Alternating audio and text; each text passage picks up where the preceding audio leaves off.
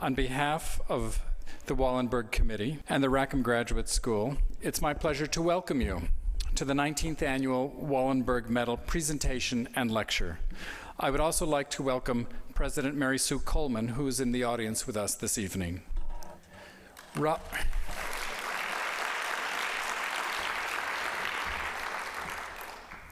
Wallenberg, the indulged scion of Sweden's most renowned and influential family, an insular dynasty of bankers, industrialists, and diplomats, may have seemed an unlikely prospect for becoming one of the 20th century's most heroic individuals.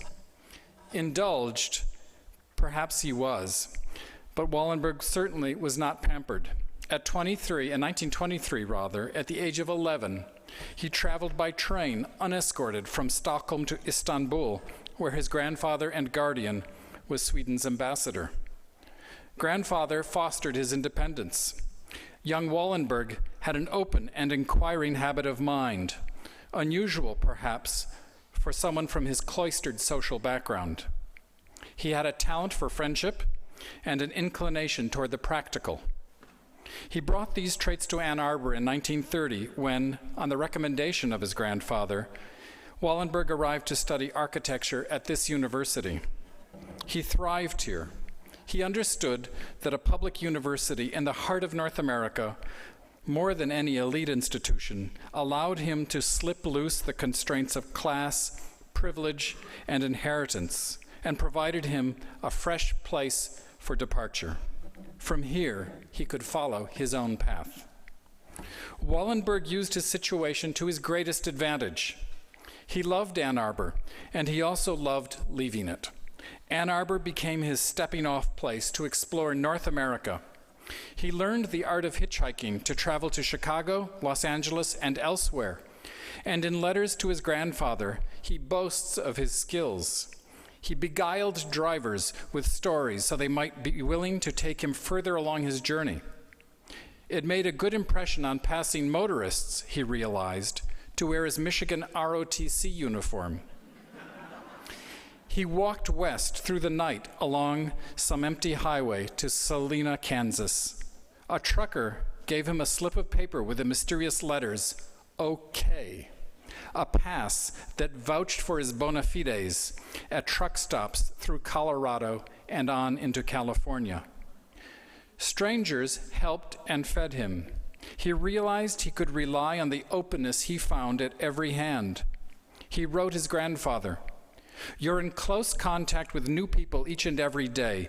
Hitchhiking gives you training in diplomacy and tact. When you travel like a hobo, everything's different." In May 1934, his grandfather wrote to Raul, "The opportunities accorded you by your global education must not go to waste. They are to be used to make you independent." And independent he was.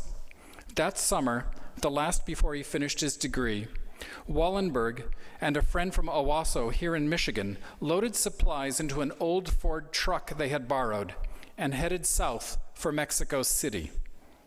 They crossed the border at Laredo, stopping to pick up a young Mexican hitchhiker who had just been deported and offered to travel with them as their translator. They discovered that the Pan American Highway was yet only a promise, and followed a nearly non-existent track up into the rain-lashed Sierra Madre Mountains and on to the city of Saltillo. They got stuck repeatedly in the thick mud and repaired a half-dozen tires. Reaching the arid central Mexican plateau, the trio followed railroad tracks for 5 days to reach San Luis Potosí, encountering only 3 other cars along the entire journey. Finally, they reached Mexico City, from which, after several weeks, they brought the truck back to Michigan in time for the new academic year. Wallenberg began to add Spanish to the several languages he had already mastered. Only 10 years after this, having now traveled through a murderous looking glass, Wallenberg arrived in Budapest in the final months of World War II, sent by the Swedish government and the International Red Cross on an impossible mission to protect the last large surviving Jewish community in Europe. He arrived oddly equipped for a diplomat, but rather more like a hitchhiker, with 2 knapsacks, a sleeping bag, and a windbreaker. Ever resourceful, he invented a new kind of passport for those who were desperate to survive in this city.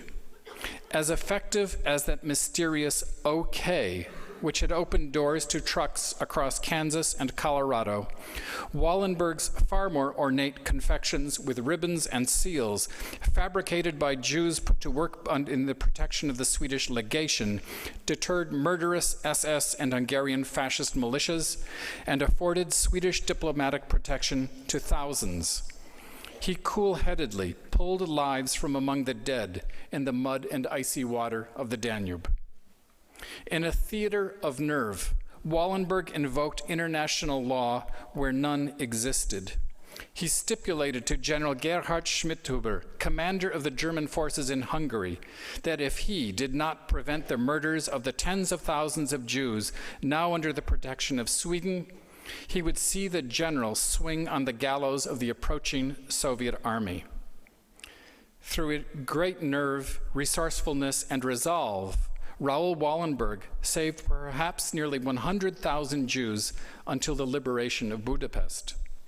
But Wallenberg's own journey ended days later when he disappeared into the Soviet Gulag and a final unknown end.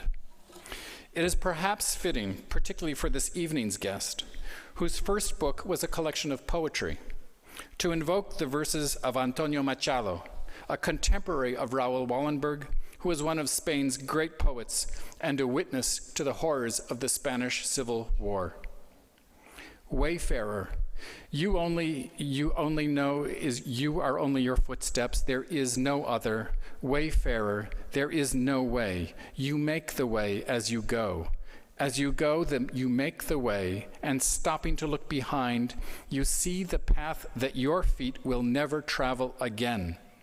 Wayfarer, there is no way, only foam trails in the sea. To introduce tonight's distinguished honoree, Lydia Cacho, and to present the University of Michigan's Wallenberg Medal, I am pleased to present to you Mr. Andrew Richner, Chair of the Board of Regents of the University of Michigan.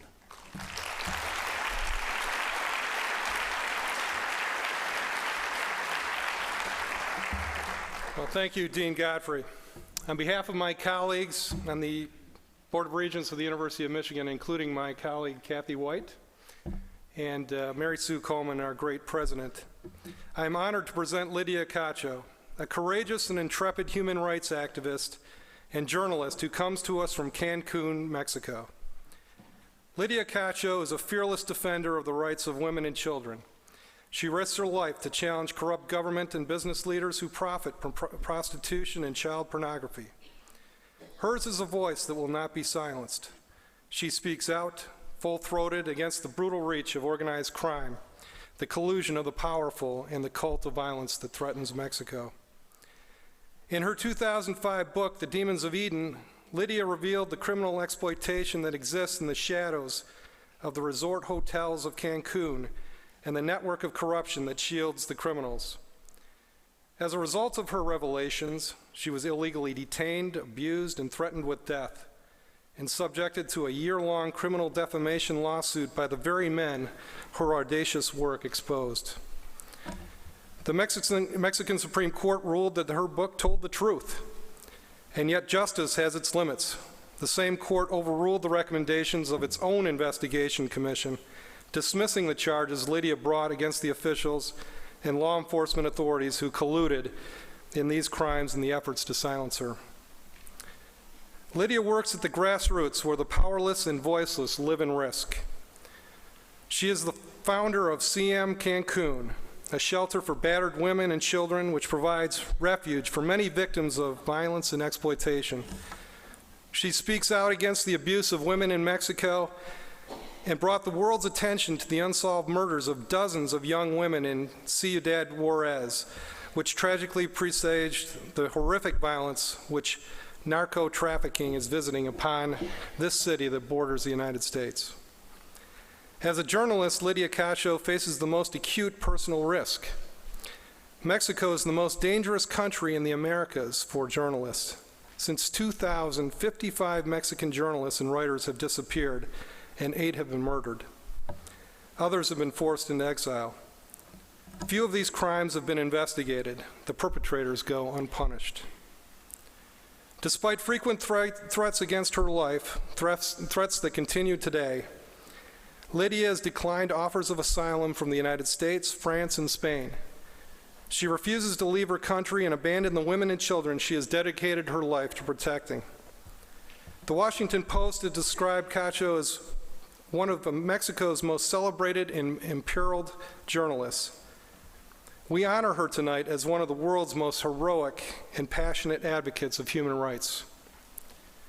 In her life and work, through courage and character, in the face of the danger she faces daily, Lydia Cacho exemplifies the commitment to humanity and justice and the resolve and valor that Raul Wallenberg showed as he faced down the demons in Budapest. It is my great honor this evening to present the University of Michigan's Wallenberg Medal to this very brave woman, Lydia Cacho.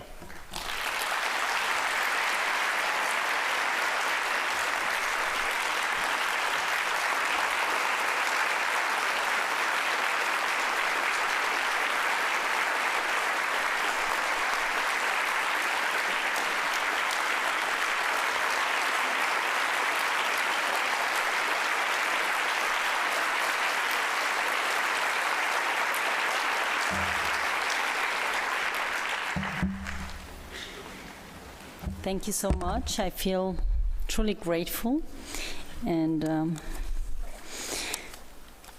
to the Raul Wallenberg group, and of course to the university, and to everyone that has that I have met all this during all this conversation that we had with students. I am amazed by the intelligence and the good-hearted people that live in Ann Arbor. All the United States should be so proud of having such a university and such students as the ones you have here.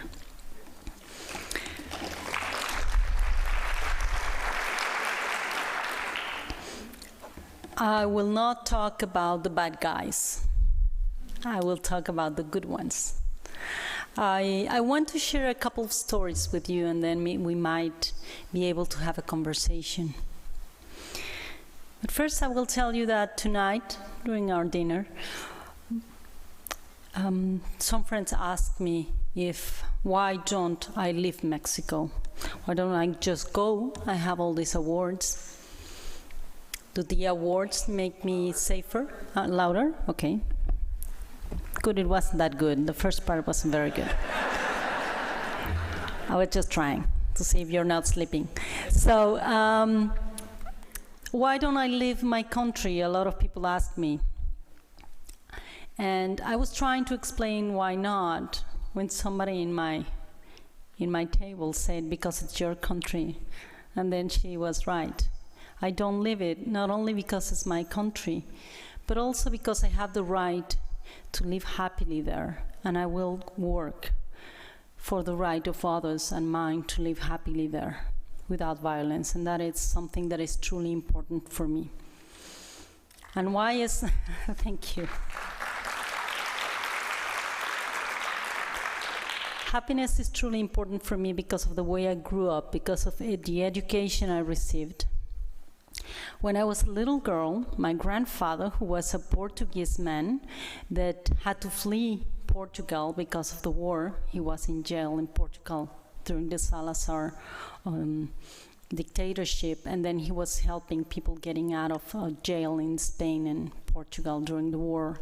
So they moved to Mexico when my mom was a little girl, and my grandfather used to talk to me about Portugal and the Portuguese. He wanted to keep the memory of his country in us. So I learned Portuguese sitting in the lap of my grandfather and listening to the poems of Fernando Pessoa and Camões, who were his favorite poets. Then he used to love to tell me the stories about the sailors, the great sailors of Portugal that went around the world, but they had a little defect. They were a little defective. They loved to slave people. And he used to tell me the story. He had a huge book with some amazing drawings, and I still have that book. And he explained how these great sailors knew everything about the ocean. They could read the ocean, they could listen to the winds and understand how the path of the ocean would lead them to new lands. But they were also really, really greedy. And my grandfather would talk for hours about slavery.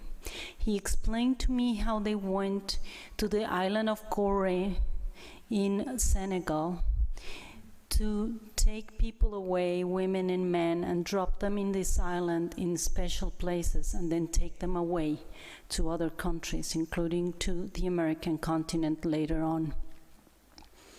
That story sticks to me forever. So what I do now is work against slavery, 21st century slavery. They call it trafficking. It sounds very strange. People don't really get what trafficking is all about. That's why I like the word slavery, because that's what it is.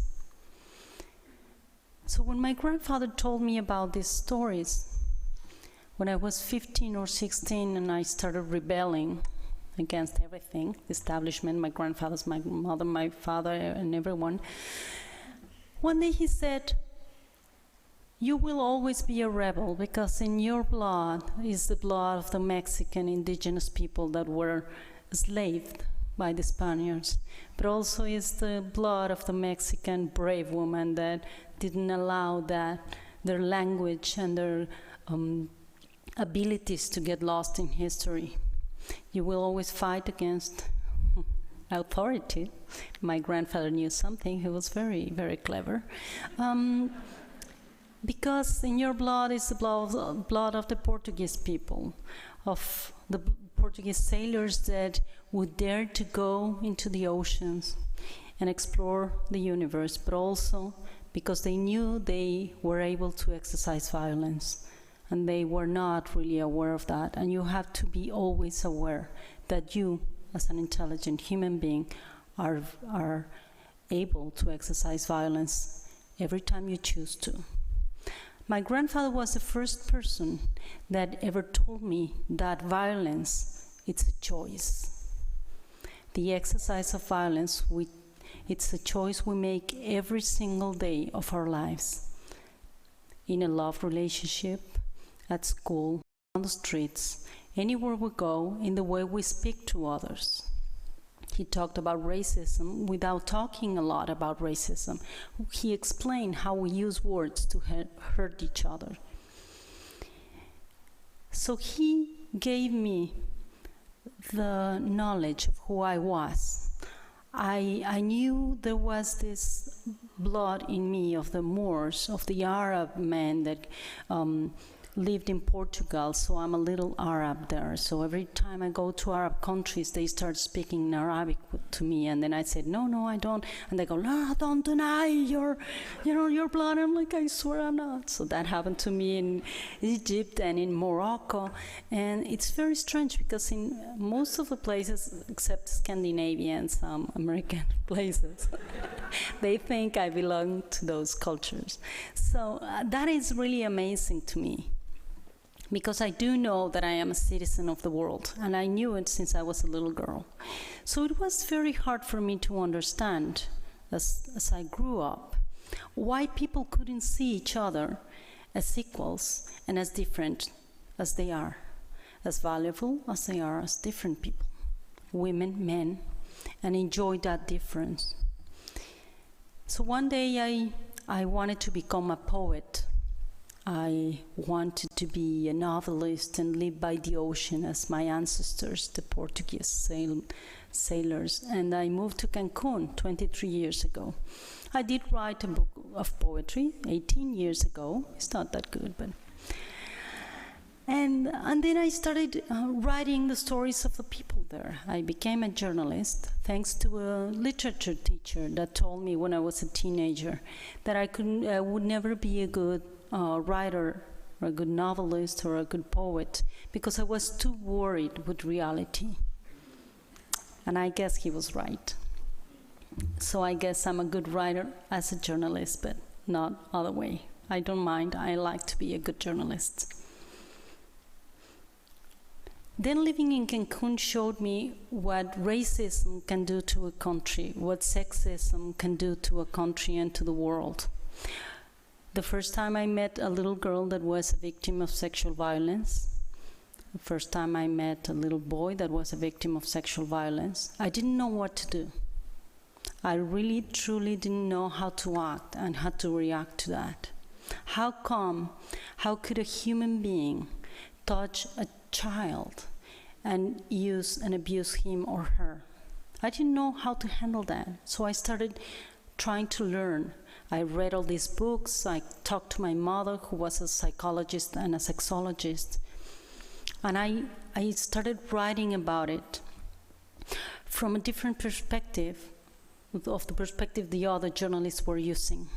I wasn't talking about the fact itself, but what the rapes and the violence did to the souls and the minds of these children. I also learned from them that they don't see the world the same way we see it. And they have been my greatest teachers. So if I am brave because of the children I have interviewed, I have met through all my life doing this work. I have the story of Raul, and I thought about it because of Raul, and if he's somewhere, he might like this story. It's this little boy, 4 years old, that moved to the shelter in Cancun. He was abused by his father, and his father was really violent to his mother.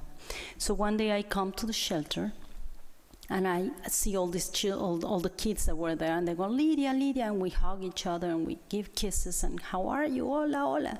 And then this little boy that was new in the shelter just standing there, just looking like really tough. And I say, hi, how are you? What's your name? I'm Lydia, and I work here. What's your name? Raul. And do you want to say hi? No, I don't like people touching me. I am a dog. And he ran away.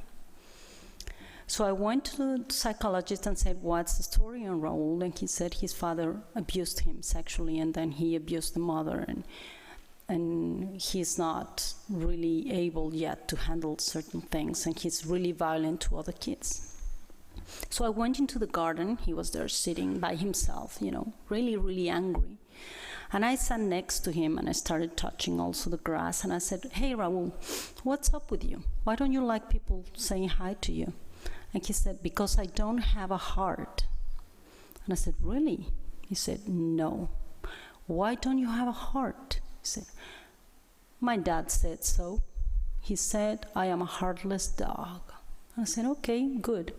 Do you want to have a heart? Maybe. What do you use a heart for? And I'm like, okay, let's find out. So I took him to the little school we have, and I drew 2 hearts. And I cut one of them, and I gave it to him, and I took one for myself, and we drew on them. And I said, okay, let's play this game. We will both have a heart, and we'll pin it to our clothes. And then you will train your heart, your paper heart, every day, trying to learn to feel things, the good things that people do for you. And you try to tell good things to your mom, and you try to hug the other girls and the other boys, if you want to, if you feel like. And then one day, you will probably grow a heart. And he's like, oh, come on. And I'm like, well, you never know. See, you never know. So we kept playing this game, and every time I came to the shelter, we did a little of the game of the heart. So he would just, at the beginning, he was like really cool, like going like, mm-hmm. He spoke very well, and this is something that happens to a lot of the children that have been abused. They grow up really fast because they have to learn how to defend themselves. So anyway, one day I come back after the arrest, and I was on TV because of everything that happened, and I went to jail, and I came back. So everybody knew that Lydia Cacho is famous. She was on TV. So I went to the shelter, and then all of a sudden Raul ran to me, and he just stands there. He doesn't touch me, but he goes, Lydia Cacho, you are real. And I'm like, really? Yeah, I saw you on TV. And I'm like, okay, see, that's how kids think. When people are on TV, then they are alive. So I said, where's your heart? Oh, hold on. So he ran, and his heart was like a piece of paper. He goes like this, he puts it in, and he goes, here. And I said, how is it going? Is it growing? He goes, well, I don't know. How about yours? And I said, mine is really hurting. He said, how come? And I said, because the bad guys are really bad, and they made me cry a lot, and they did bad things to me, and I don't like people doing bad things to me. So he did, yeah, I heard my mom and them, that they did bad things to you. Yeah, they did. So the other kids that were in the shelter were some of the kids I wrote about in my book, victims of these trafficking networks. So I went back on and off to jail and all these things that happened to me. And then one day I go into the shelter, and Raul comes running, and all of a sudden he jumps and hugs me. And I'm standing there, and I start crying, and I'm like, God. And I said, Raul, how are you? And he goes, there. And I'm go, where's your heart? And he goes, I don't need a paper one. I have one. So that is why I do what I do. That is the reason why I do what I do.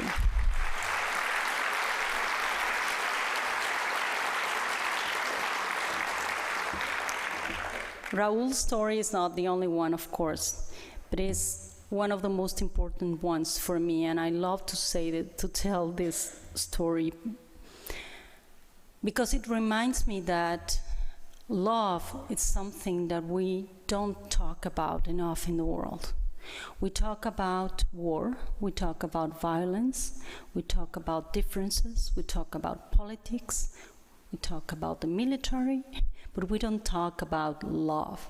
How to rebuild love in the world, how to globalize love. Everybody's talking about globalizing war, globalizing the markets, globalizing the banks, and nobody's truly talking about globalizing love. How do we invent a new language for love in a world like ours? This is the thing that the children are asking for all over the world. I travel around the world to write a new book on traffickers. I want to show who is trafficking the 1,600,000 children that are sold and bought around the globe every year. Who is doing it? Which banks are laundering that money? Which politicians are allowing this to happen? Which citizens are looking the other way in the world? I went to Cambodia, Central Asia, to Latin America, to the United States, to Canada, to Russia, and to Africa, of course, and the Arab countries. And I found pretty much the same thing. I found great children trying to survive a world that does not understand how to love them.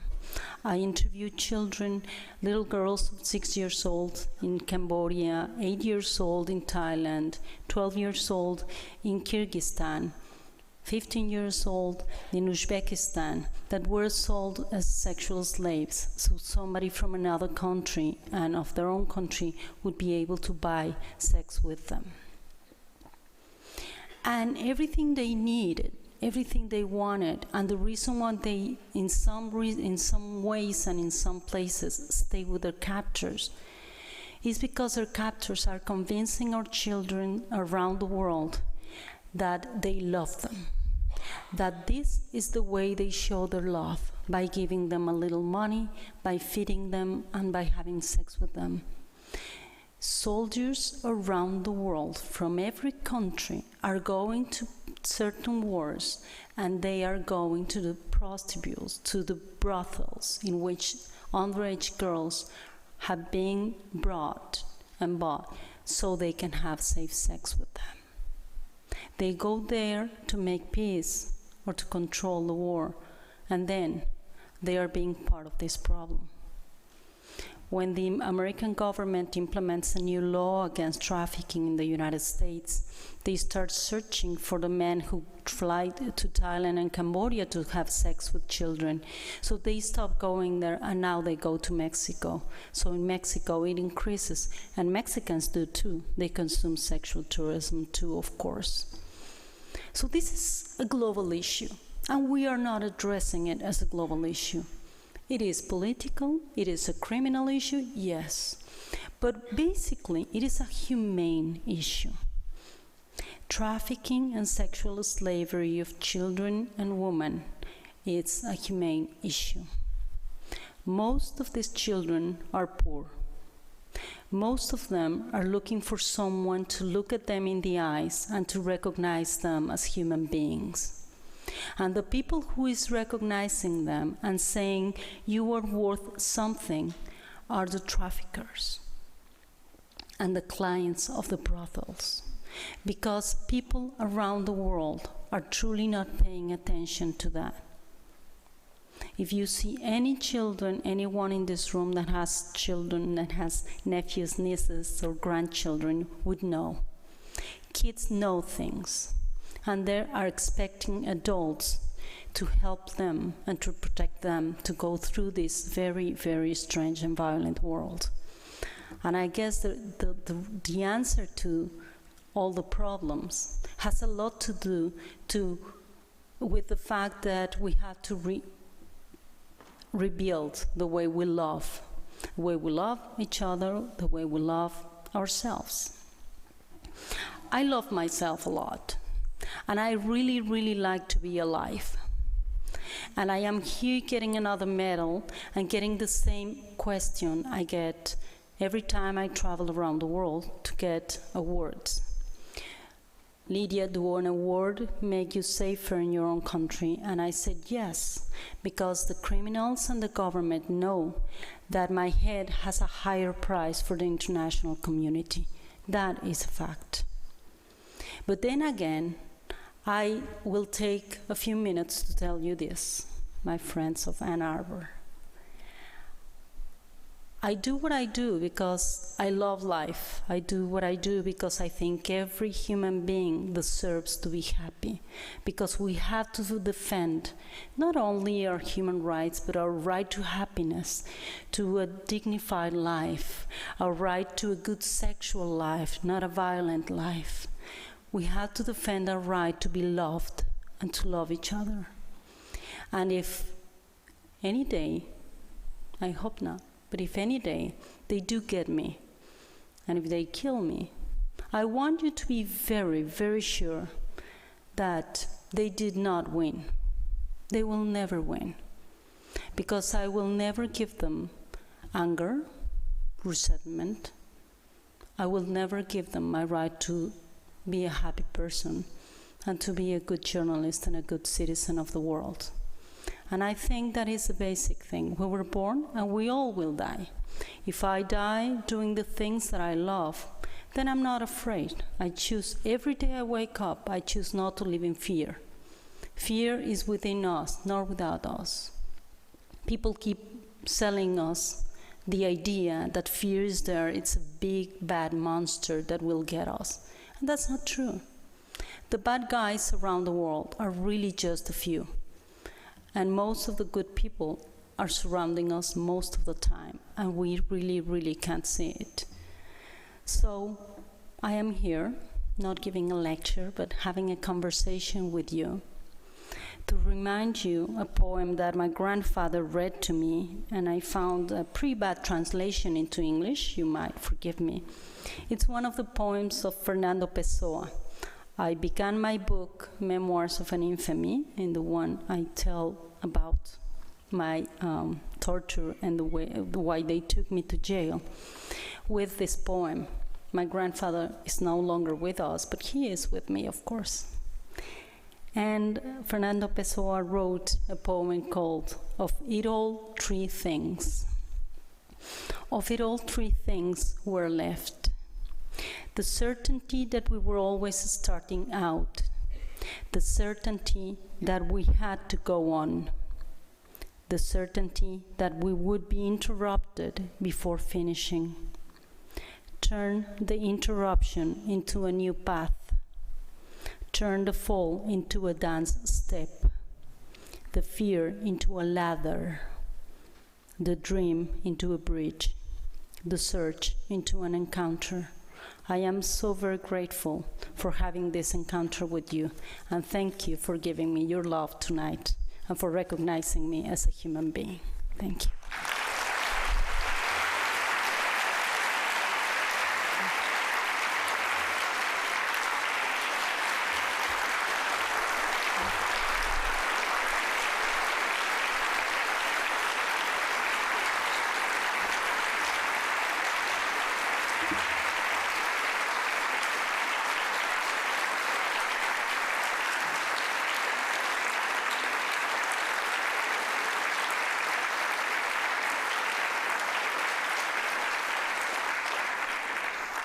Thank you for your lecture. It was really enlightening.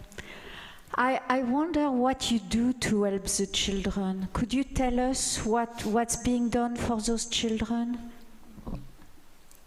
Yes, thank you. We have at the shelter we have a program, a special program, based on psychological treatment and a school for peace. We teach children how to negotiate their conflicts without the use of violence. And once they learn how to handle their anger, they can go through the changes of healing their bodies and their minds and their souls. We have a great team of social workers, psychologists, and specialists in art therapy, and teachers, of course, teachers for peace, we call them. And we have a lot of peer programs with the kids. We work in a different way with boys and with girls, of course. There's a gender perspective in everything we do because we have to do it. And most of the kids are confronting a huge problem. It's not only what they do in the shelter when they are being helped, but how they will confront the world after they are out. Because they change the way they think and they learn to heal, but they learn to trust really fast. Kids, when they are younger than 15, usually start trusting really, really fast. Adults really fast, too fast that's what we think. So we have to teach them skills to learn how to notice when somebody wants to hurt them. There is not enough money in the world to have clinics for all the children who have been trafficked, and this is another issue that I want to raise here. If anyone really truly thinks that they can do and want to do something, opening special psychological clinics for children that have been abused or victims of trafficking is a huge need around the world, even in the United States, that you have an internal trafficking issue here. They are healed through therapy, they are healed through art, through education, but also absolutely through love. Muchísimas gracias, Lydia. Nos honras con tu presencia.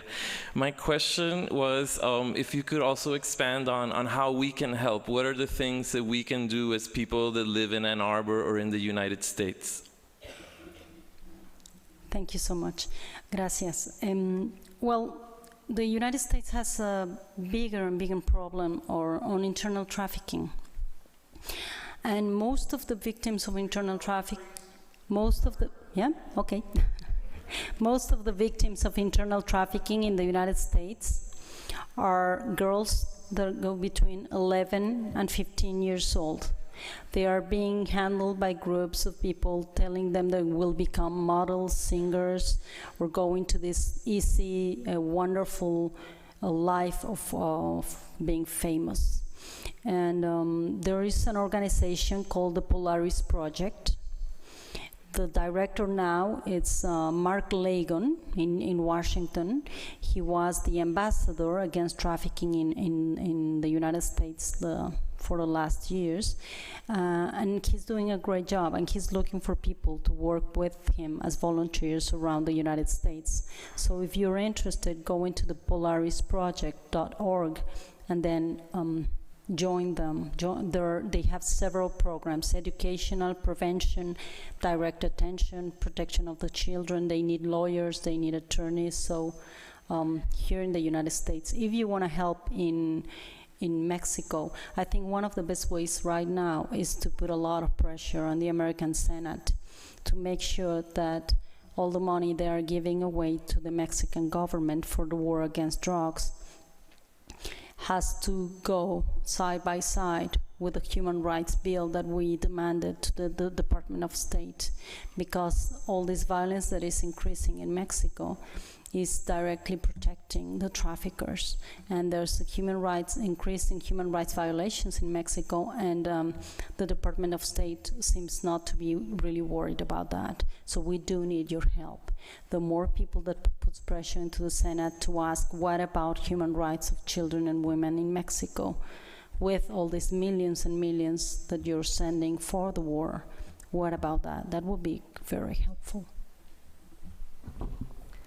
Hi, Lydia. My name is Anessa Cruz, and I had the opportunity to meet you yesterday in the circle.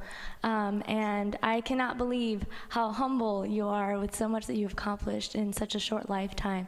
I just want to thank you so much for being here. And also, I wanted to ask you about two things. One, as a social activist and a person concerned with social justice, there's a lot from our society that, especially being in the University of Michigan, you feel like you have to gather more and more information, more and more education, and maybe even more funding and money to eventually do good and do well. So you're sacrificing, your long-term goal for these short-term accomplishments. What is the best way in which to do good and to not worry so much about when you're finally ready? Or should I be more worried about when I'm finally ready? Lastly, it's about reaching across the table, and how do you reach people that don't see your point of view? But I can imagine that you do not shun them, but what do you do, and what do you advise us to do to get other people on board with what we're trying to fight for? Thank you. Thank you. Well, thank you for the thing with the short life. I'm 46, so thank you for that. I'm not that young, but that sounds good. I think that each person has to find her or his mission in life. I think that we all have a mission, and we keep forgetting what that is because we have such a hectic life. So I guess once you find your mission, what is your mission? If your mission is here in Ann Arbor, being a teacher, just when you are a teacher, you learn about trafficking, and then you talk every day to your students about the dangers of these job offers that are too easy to be true. Too good to be true. You tell the newspaper owners not to advertise sexual services in the newspaper, including the Washington Post and the New York Times, and then you start changing things little by little. And then I guess that when you find what your mission is all about, then you just keep on feeding your heart of good things. What I have found around the world, talking about trafficking and teaching workshops about these issues, or even about journalism, is that a lot of people are trying to deal with their problems through anger. Their hearts are full of anger, so they want to convince the other that he or she is right. And the issue of violence is one of the most violent issues. That's why I refuse to say that there is a war against violence. We are not attacking violence. We're not in a war against violence. We are working towards peace, to eliminate the violence of our environment. And I think that's one of the issues. If we don't work as individuals with what we have to say and what we have to, we don't have self-accountability, then we cannot do anything for our community or the others. We're just faking it. And I think that it's really important. Work with yourself. And once you find your inner peace and you know that you can walk your talk, then you will do great things.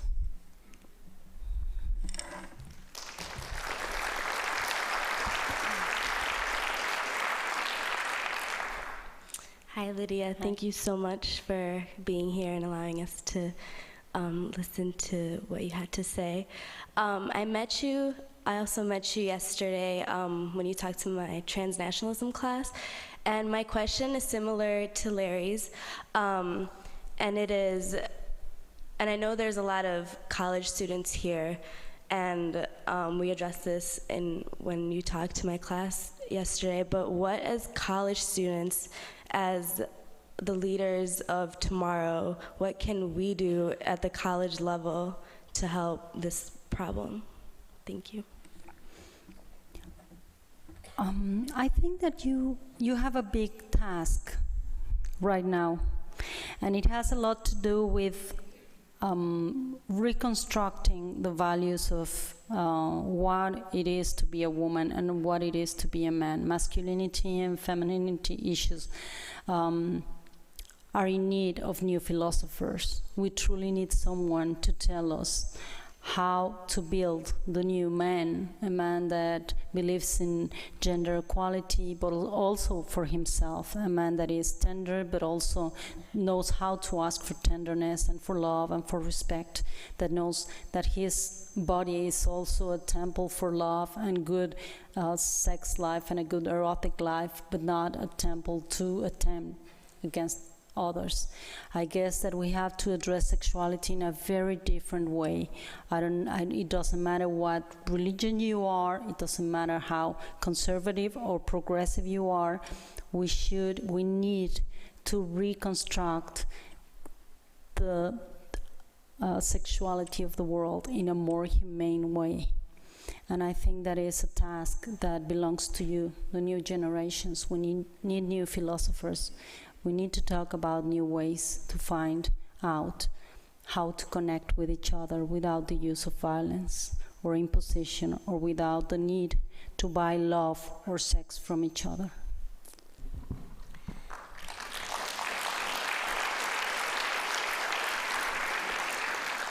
Thank you, Lydia. I'm wondering if at any point did you feel like giving up, and what made you continue your work?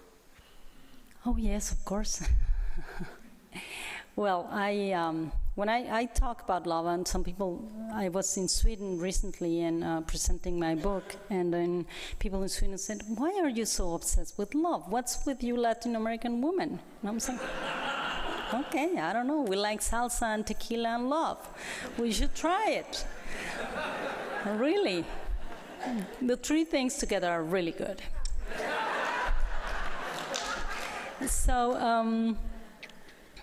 I guess this is an issue for me. I have a great family. My mom died some years ago, but my father, every time he tries to tell me, go leave the country, every time I have a new attempt, or I have a gunman in my house and I have to leave the house and things like that, my father just, sometimes he cries with me and he says that my mother would be so proud of me, and she's the one that taught me how to be brave and to do the things I love. So I have a husband that is also a journalist, almost as crazy as I am. So every time we did this thing in which every time I wanted to quit, I was just crying with him and saying, "Oh no, this is worthless, we cannot do anything." He goes like, no, yes we can. And then when he did it, I was like, no, yes we can. So we promised each other every time one was breaking down, the other would pick him or her up. So this has worked so far.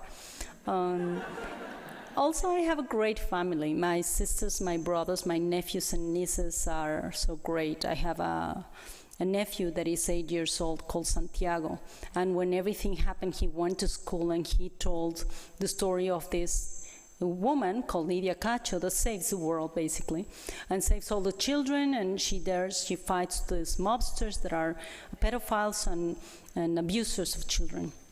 And that's why he decided to become the next president of Mexico, to get rid of all these mobsters. So the teacher called my sister and he says, your kid keeps saying that Lydia Cacho is his aunt. And she goes, yeah, she is.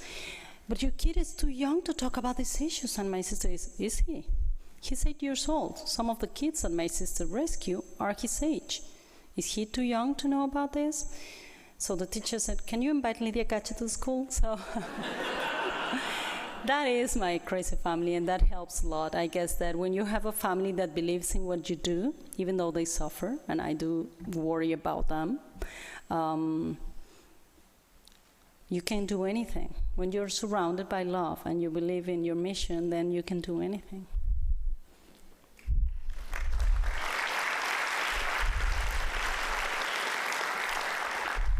How does trafficking work? How is it organized? How internationally or nationally? There's a whole industry that we know is there, but if you could tell us more, that would be helpful, perhaps.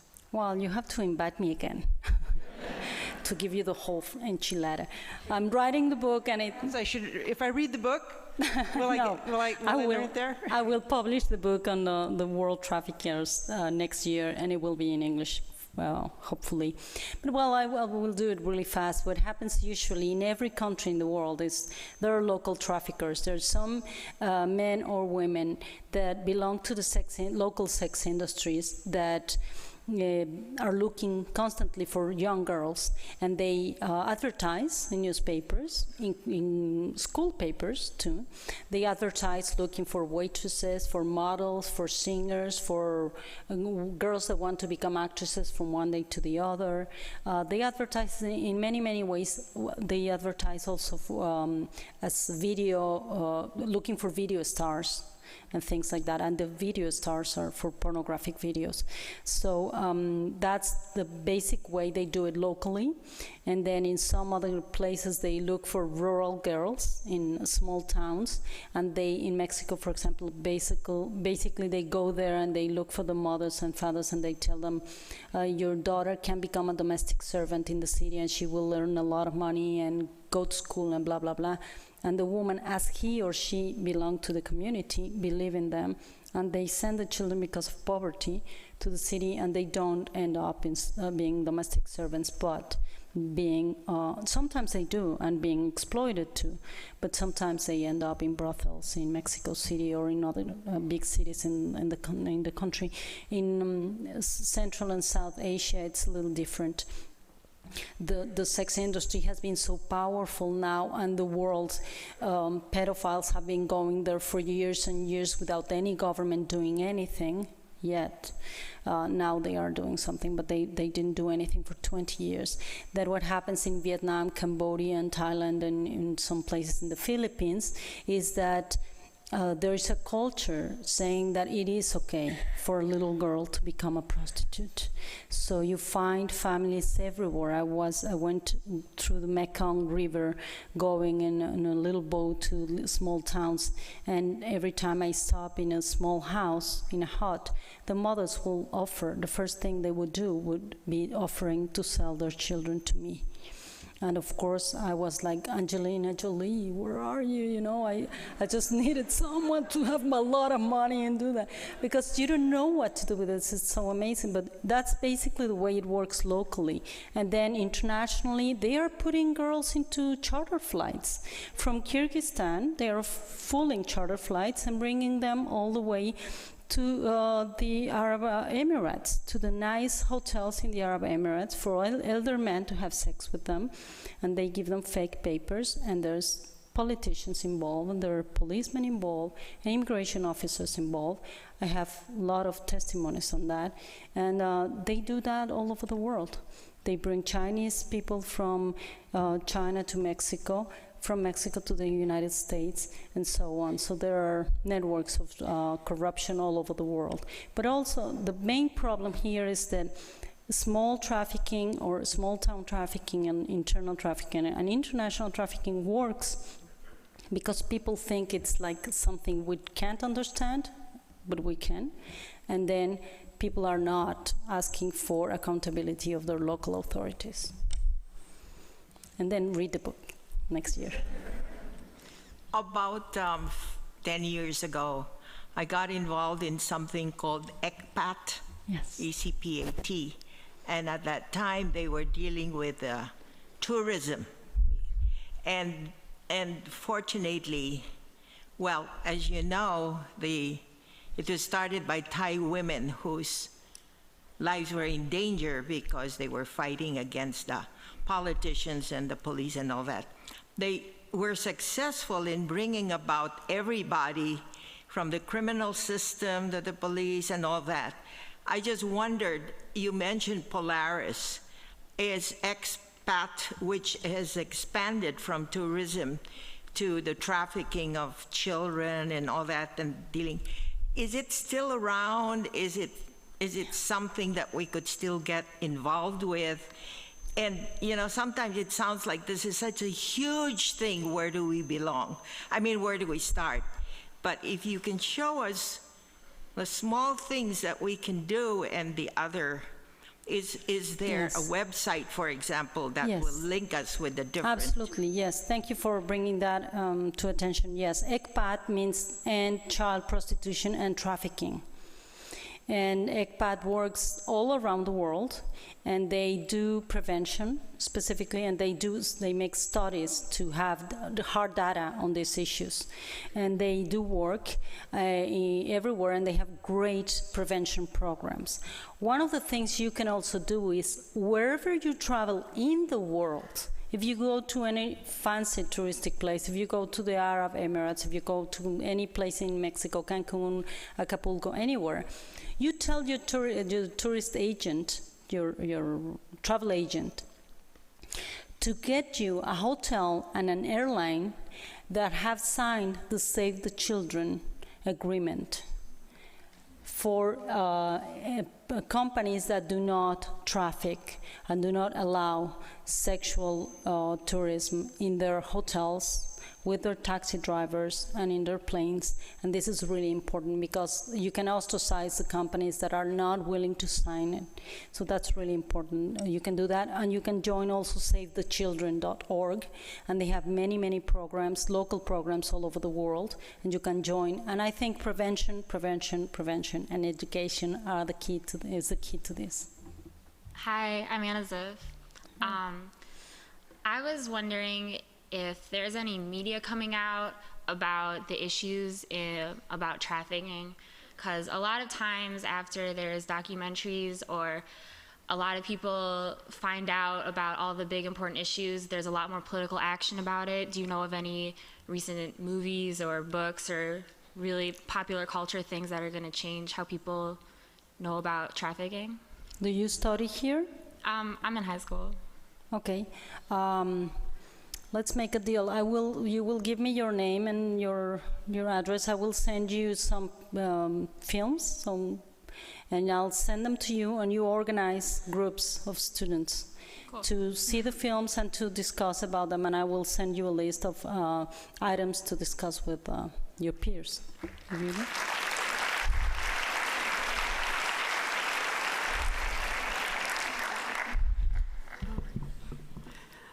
Good evening. I just wanted to say thank you so much for coming here tonight and for advocating that we all have a right to a good sexual life as well as a violent-free life. But I guess I wanted some more insight on that, just because as a feminist, I've always taken a lot of direction from many feminists who've come before me on this question of how can I advocate for myself sexually and also try to be and live violent-free. And it seems like sometimes those two are competing interests. And I wanted you to kind of speak a little bit more about that. I think when we talk about children, especially 4-year-olds, I think that's a very clear sort of idea about what we mean by consent there. But I think as we sort of move up, whether we're talking late teenagers or we're talking even people on this campus that go to school here, sometimes it's not always as clear, like how we can sort of advocate for our rights sexually, but also sort of negotiate that with violence. Well, I guess we never negotiate with violence. Yeah. That is the first rule. Then the second rule is when you are sitting with someone that tells you that no might mean yes, you have a huge problem. And that is where we have to work with. When people do not understand the meaning of consent and try to reinterpret it as, well, she said no, but maybe, or she was drunk, and all these excuses that society, some judges, some policemen, some families, some men, some women say whenever there's a rape or sexual abuse of an adult woman or a teenager, then we have an educational problem. It will take a long time, and that's why I'm talking about we need new feminists. We need someone to start recreating cultural values and making us understand new ways to discuss these issues, not from anger, not from resentment, not from the difference of men and women, but from equality, and I think it will take a long time, but you might have the answer before I get it. I'll keep you posted. Okay. Thank you so much for coming here tonight and having this conversation with us. I'm wondering, what are the ways in which immigration law does or does not protect survivors of trafficking and sexual slavery if they're in a country brought in illegally? What are the ways that immigration law does not or does protect them? Well, actually, the United States is doing a great effort since the 2000 Act year law that started giving the T visas for women that were trafficked in the United States and were willing to talk to ICE agents or any authorities to give them tips of who is or were trafficking them. It's working. It's changing a little. The thing is that usually this criminals are working with criminals from other countries, and we have a huge problem because our governments still do not get it. This is a global crime, and we have to develop global justice. And what happens is the United States develops its really cool, really good laws, and then there are some teams that are truly implementing them and people who are really prepared. I've known many agents from ICE agents, FBI agents, and people who are truly prepared, but then they have to deal with the Mexican police and Mexican government in order to get and gather data to get them. Sometimes they even have to send the criminals back to Mexico to be judged there. We have a huge problem. So the issue here is to be able to put a lot of pressure if you're law students to work into that. Immigration laws have a character of a paradoxical character, because in one hand they want to open the globalize the world and make all these treaties to make the money flow, but then the good money flows and also the bad money flows, and the good guys flow but also the bad guys flow. So there's a paradox there, and nobody has an answer yet, but we have to keep on discussing that. Thank you, Lydia, and congratulations. I wonder if you could talk a little bit about the tragedy in Ciudad Juárez, Mexico, the murders and disappearances of, it's really hundreds of women now over the last several years, I believe. Could you talk a little bit about that and what it's going to take to get to the bottom of that crisis and put an end to it? Well, the stories of Ciudad Juárez are very complicated, but most of you know at least a little about it, but basically the fact is that almost 10 years ago, some women started appearing, very young women, appeared in the desert, naked, raped, and murdered. And the authorities decided that they were raped or murdered because they did something wrong, probably, and they were prostitutes. So they never did pay attention until it came to 100 and then 200. Now we have almost 500 women that have been murdered that way. Some of them were killed by certain criminals, but then some of them were copycat crimes did through domestic violence. A lot of men knew that if they had a fight with their wives or ex-wife or ex-girlfriends and wanted to kill them, they would copycat the crime and drop them there in the desert, and then nobody would do anything because they think it's organized crime, and organized crime is this huge monster that nobody can touch. So we've been living through that for 10 years. I was one of the first journalists that addressed that issue, and everybody was saying, oh, you're crazy, this is not going to increase. Now, most of these crimes have not been solved. Some of them have now, and authorities keep saying that media is exaggerating, but the mothers and fathers of the kids have made a list of their children, and we have demonstrated over and over again. We took the case to the Inter-American Court the last year, and then the Inter-American Court is about to rule and demand the Mexican government to for some accountability on that. Right now, Ciudad Juárez is having a hard time. Chihuahua, as you know, is almost a border town with California. I mean, with the southern part of the United States, and Ciudad Juárez, it's El Paso. Sorry, yes, it's El Paso, yes. Ciudad Juárez has right now 7,000 soldiers trying to control Ciudad Juárez because of the war against drug, and they can't. 7,000 soldiers cannot hold Ciudad Juárez, so that is a problem. And I wish I had a good answer for that, but I don't. Hello, Lydia, and thank you for being here. I guess in a lot of ways, being specifically on this campus at U of M, we as students are told that we are the leaders and best. So when we find an issue that we are passionate about, to really hold on to it and create something new. And I think in a lot of ways, we forget about the tools that we already have, the things that are already set in place that we can utilize and refine now. And so I want to ask, what is it that we can do to support you and also support the foundation that you have in Cancun?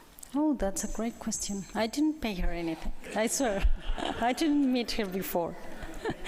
Well, yes, as you know, with the economic crisis around the world, some people are just taking all the grants away from NGOs all over the world. Mexico's no different. So the Ford Foundation, Pfizer, and all the big foundations that were giving us grants, they took them away this year, in the middle of the year. So now we're in deep trouble with that. So usually what I do is, every time I get an award or something, I put the money there and some money into my lawyers to defend me from the bad guys and things like that, but it's not enough. So if you want to do something, you can organize a concert or something and donate to Ciam, and maybe one of you can go to the shelter and give it to the team. That would be great.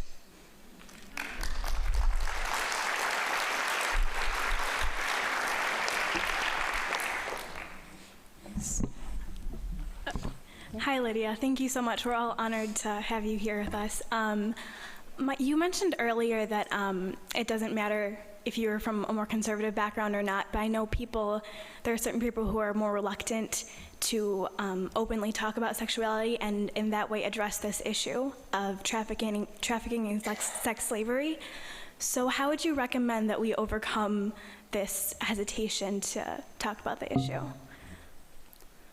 Well, this is very strange, but working on this book, going around the world, I found that most of the NGOs that are doing an incredible job around the world have some links to religious groups working against trafficking, and they are learning the lesson. They have to talk about sexuality. And some of them are doing a great job, Christian, Jewish, Catholic, Protestant. So yes, it's a possibility. I think that in every institution, religious institution, you will find really intelligent and heartful people that will understand about sexuality and will know how to deal with their own rules, religious rules, to talk about these issues.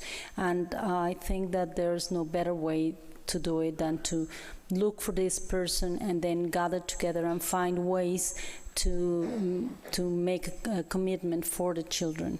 And it works, it does work. We work with Catholic priests in Mexico that would not work in other areas, but they do talk to young kids about that because they know they are being gathered by the traffickers. So it's not easy, but there's always a way. Find one man or one woman, and then when they will open the door. Thank